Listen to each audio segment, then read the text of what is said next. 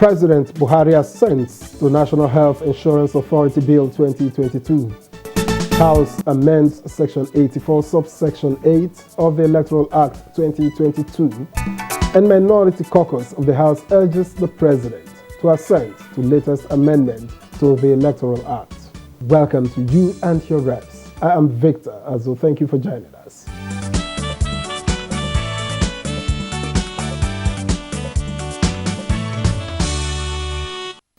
President Muhammadu Buhari has assented to the National Health Insurance Authority Bill 2022, recently passed by the National Assembly. A statement by Umar El Yaqub, Senior Special Assistant to the President on National Assembly Matters, House of Representatives, indicates that the Act makes health insurance mandatory in Nigeria. Now, this Act repeals the National Health Insurance Scheme Act, Cap N42 Laws of the Federation of Nigeria 2004, and enacts the National Health Insurance Authority Act to ensure an effective implementation of a national health insurance policy that ensures the attainment of universal health coverage in Nigeria. Essentially, this act will promote, integrate, regulate all health insurance schemes in Nigeria, devise a mechanism for ensuring provision of basic health care needs to the indigents, and accelerate the attainment of universal health care coverage for all Nigerians, in line with the Global Sustainable Development Goals. Nigerians, irrespective of socioeconomic status, will now have easy financial access to quality health care, which will go a long way in reducing the high burden of morbidity and mortality in the country.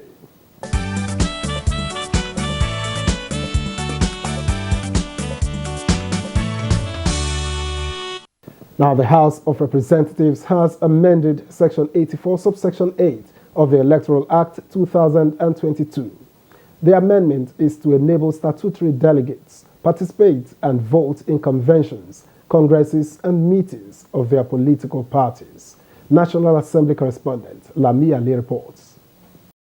A couple of days to the commencement of party primaries preparatory to the 2023 general elections, an omission described as a fundamental error was noticed in the Electoral Act. This exercise by the House of Representatives, the insertion of statutory delegates into Section 84, Subsection 8 of the Electoral Act, is to align with the provisions contained in the Constitution of political parties. Electoral Act number 13/2022, and for related matters, all members recall the bill was committed to the Committee of the Whole on Wednesday, 11 May 2020. The House Leader will move for its consideration. The only consideration we have before us today is only this section of the law, which has to do with the inclusion of statutory delegates. Nothing more, nothing less. I rise to second the motion moved by the House Leader that we do adopt this report. I so second. Statutory delegates, also called automatic delegates, are party members holding elective offices such as the President, Vice President, State Governors, Deputy Governors, National and State Assembly members, as well as National Working Committee members of political parties, among others. The bill was given expeditious consideration as it was read the first, second and third time and subsequently passed. 6 other bills passed first reading. The Deputy Speaker Ahmed Idris Wasi said the House is taking steps to intervene in the industrial action by ASU. Chairman of Committees of Labour, Education, to expedite action on the resolution of the crisis in the education industry. This will go a long way in helping our citizens. 2 matters of urgent public importance were adopted. The first from Khadija Bukar, calling on relevant agencies to assist victims of last Monday's heavy rainstorm, which destroyed properties in Damaturu, Yobe State, and the second from Danjuma Shedi on the need for authorities to address banditry and terrorism in parts of Taraba State. The flood disaster caused extensive damage, destroyed several properties, 13 people have been left dead, over 52 people injured, and properties worth millions of naira destroyed in different parts of the metropolis. 6 soldiers were killed. This was after bandits had earlier killed a policeman at the checkpoint and other civilians at Tati, and the commander of the 93 Battalion is missing in action.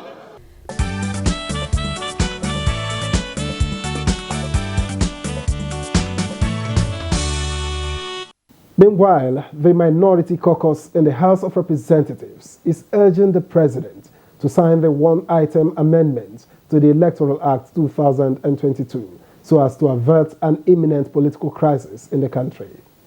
In a statement by House's minority leader, Ndudi Elumelu, the caucus expresses concern that delay in signing the single amendment to Section 84, subsection 8 of the Electoral Act 2022 constitutes a threat to the nation's democracy and the smooth conduct of the 2023 general election.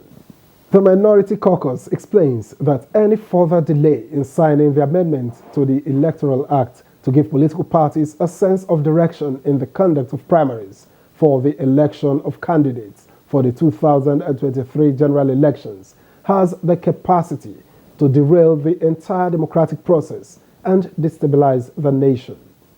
The caucus concludes that signing the amendment will leave a legacy of credible electoral process to the nation.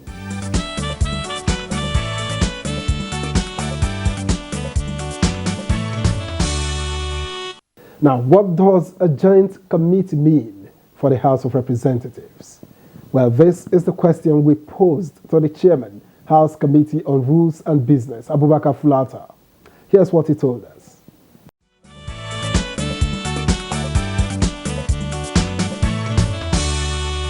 Before a bill is passed by the National Assembly, it must pass in the House of Reps and also Senate. There are occasions where bills are passed by the House and the Senate with different versions. There will be a Senate version and there will also be a House version. Now, when the two chambers disagree as to the content of a bill, then a joint committee is set up. A conference committee is set up. The conference committee is made up of equal members. They will now sit jointly to arrive at a final version, one version, which will now be adopted by the two chambers.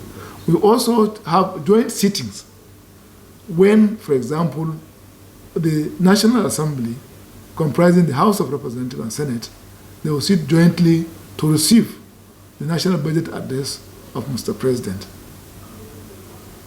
And then they will now disperse to go and consider the budget in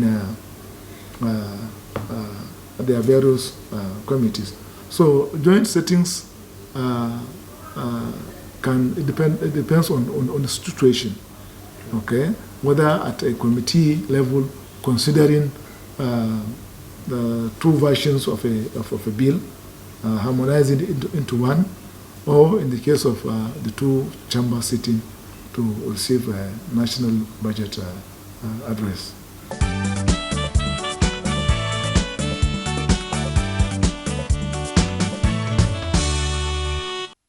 The Chief Whip of the House of Representatives, Mohammed Tahir Monguno, has been speaking on the ongoing industrial action by the Academic Staff Union of Universities, ASU. He expressed confidence that the matter will soon be laid to rest, especially as the House of Representatives waits in. The House of Representatives, as representative of the people, will always do things that are in consonance with the wishes and aspirations of the people. We are here to represent the people, and we also swore to jealously guard and protect the interests of the people in accordance with the oath of office that we have taken.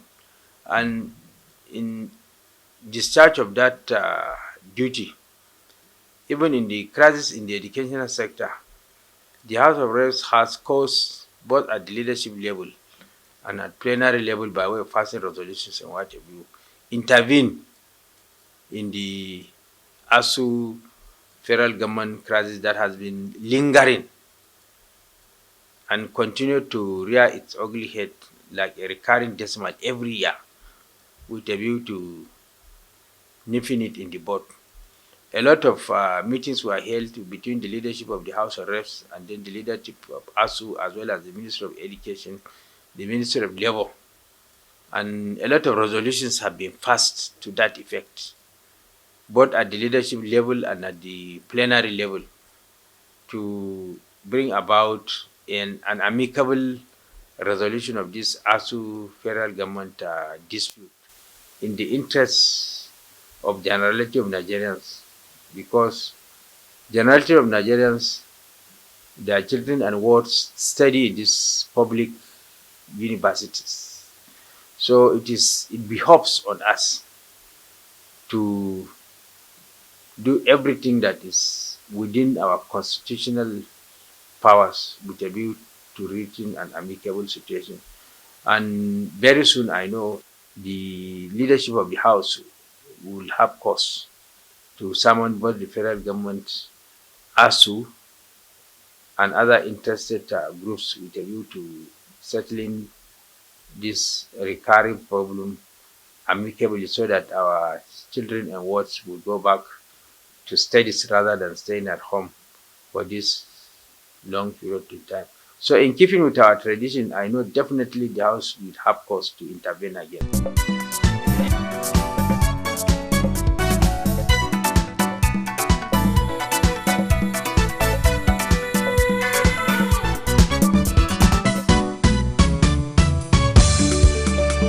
Still on the lingering strike action by the Academic Staff Union of Universities, ASU. Now, you and your reps went to town to get a sense of the mood on the streets of Abuja.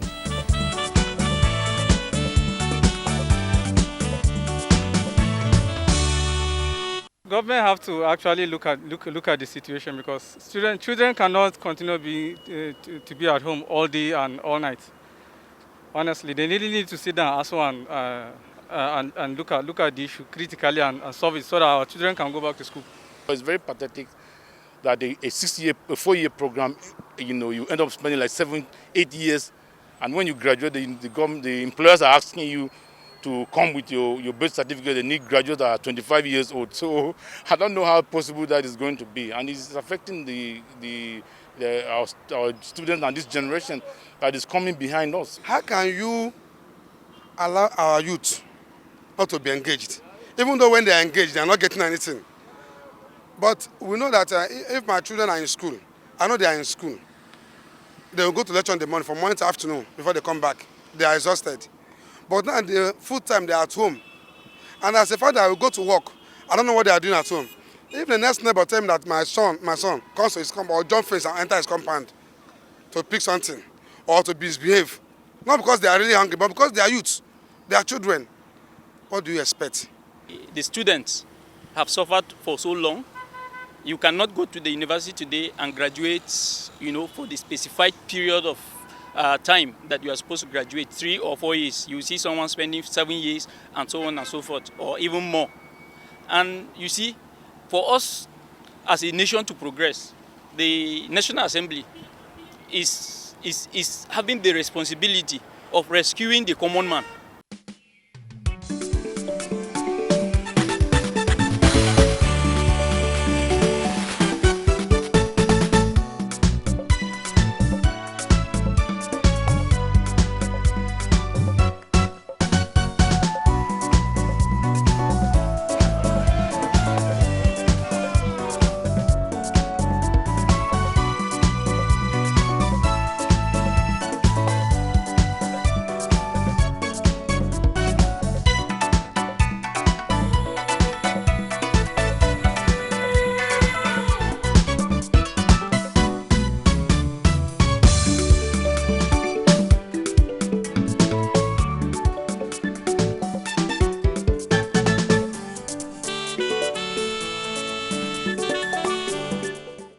This week on You and Your Reps, we take a look at the activities of the House Committee on Public Accounts. We engaged Chairman of the committee, OLUWOLE. He represents the Obokun Oriade Federal Constituency of Osun State.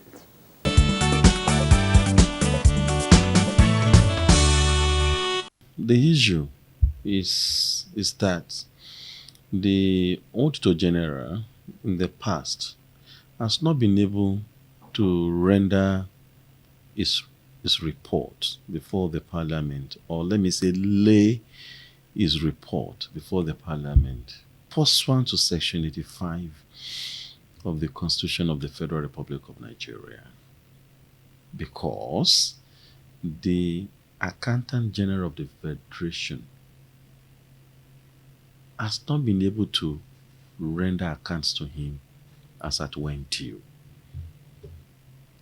For example, we're in 2022, and as we speak, the Parliament is yet to receive 2020-2021 accounts reports. So, except the Auditor General lays his reports, the Parliament will be constrained to do anything. However, we met a backlog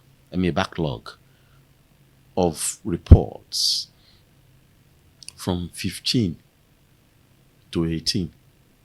The new Auditor General has been able to lay that of 2019.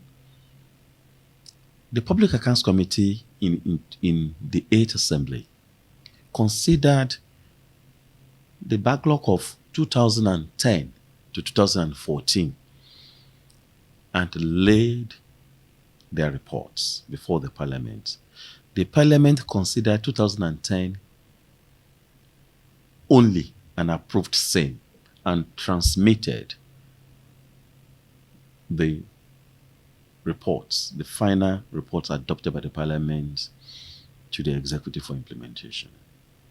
Now, the 9th Assembly inherited 2011 to 2014 that were not considered. So we have to start afresh. But what we did, based on the provisions of our rules, is to now hone the document. We organize a retreat, and then because we had new members in Public Accounts Committee. Fortunately, I was a member of Public Accounts Committee under the leadership of Honorable Kingsley Chinda. So, I have good historical knowledge of what transpired. So what we're able to do was to have a small retreat and then own the document and then resubmit same and lay same before the committee, before the Parliament in the plenary. Along with the work we did from 2015 to 2017. So we have laid our reports before the House. We also had a referral. We had a referral on non-rendition of accounts by MDAs. We have also laid that report before the House in the plenary.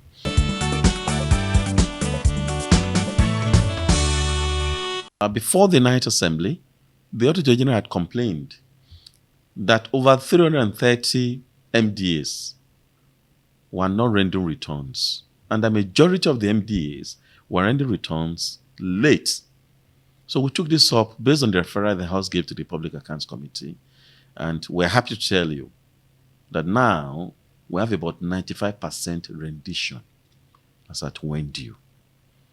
The reports of those agencies who refused or who had never rendered accounts are contained in our reports, which I have submitted to the House. So the committee is now, we are working on 2018 and 2019 Auditor General's reports. So that is where we are.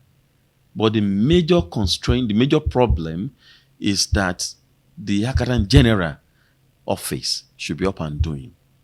They should render accounts to the Auditor General as at when due.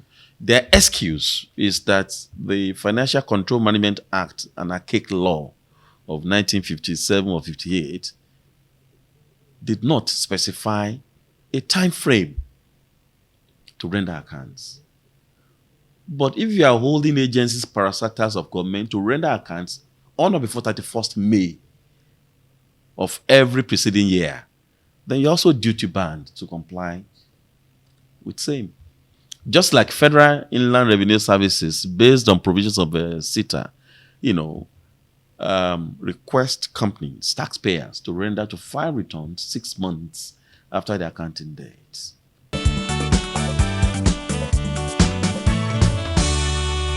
The Parliament acted promptly, and in the 8th Assembly came with a bill, Audit Service Bill, which was, sent to Mr. President for his assent. Unfortunately, that bill was not assented to. That would have cured all the lacunas, all the problems. So in the next assembly, under the leadership of Speaker Femi Gbajabiamila, the House reintroduced the bill, and the bill is now awaiting consideration in the Committee of the Whole. So if the audit bill is considered and sent to Mr. President, all these issues in the areas of delay, who does what, will be addressed.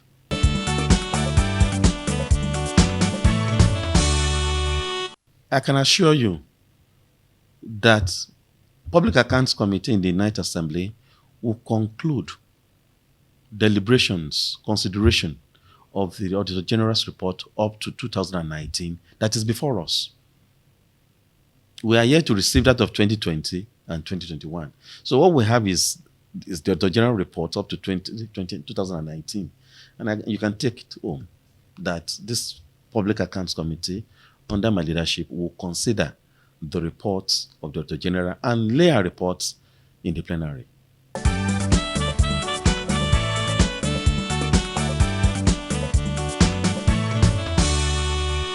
Well, quite some achievements there, but still so much left to do in the final 1 year of the committee's tenure.